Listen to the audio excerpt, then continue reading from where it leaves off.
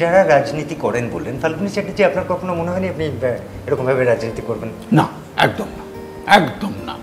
আমি বিশেষ কোনো রাজনীতিকে সমর্থন করি ঠিকই, কিন্তু নিজের রাজনীতি করবার ইচ্ছা আমার কোনো দিন হয়নি। তার থেকে অভিনয়কে অনেক বেশি ভালোবাসি। যদি পেশার কথা বলা হয়, যে আমি শান্তিপূর্ণ মানুষ, শান্তিপ্রিয় মানুষ, আমি শান্তি নিয়ে থাকতে চাই। রাজনীতি হচ্ছে অত্যন্ত অশান্তির জায়গা, খুব অশান্তির জায়গা, ওখানে না যাওয়াই ভালো। কিন্তু কাউকে না কাউকে তো যেতেই হয়, কেউ যাবে না বললে তাহলে দেশটা চলবে কী করে? আর এখন এই যাওয়ার প্রবণতাটা অনেক বেড়েছে, আপনার কাছে কোনো প্রস্তাব আসেনি কখনো?